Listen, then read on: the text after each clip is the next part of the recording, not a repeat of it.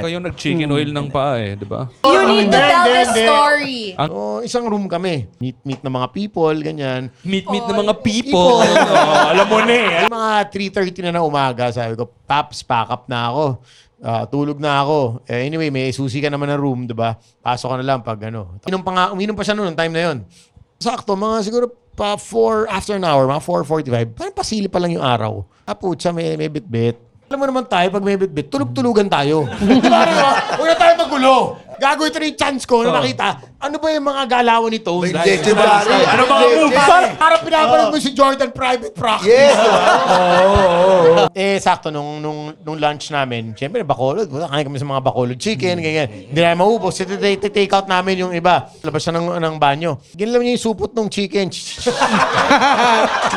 Sabi ko talaga, puta, lakas ng trip ni Tones. Kakain muna bago umariba. Baka naman kakain muna ng puwet bago kumain ng puwet. Sabi niya sa girl, just lie down.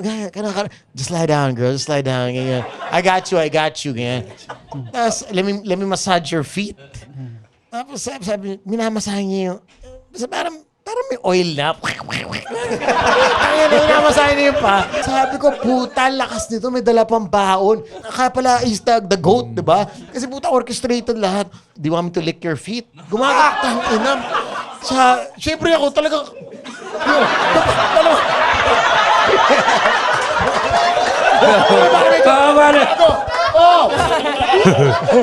Anyway, so nagkabembangan sila, okay, whatever. Pagkatapos, Hindi maipasok. Kumuha ulit ng chicken oil.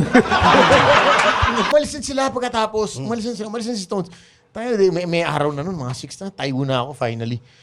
Puta, may orange sa bed. Sabi ko, yak! Puta, yung pala, pare, chicken oil ginamit. Yung leftover namin ang swete. Pare, yun ang tira ng ano niya. Ikaw ang MacGyver ng sex. Ganun na nga.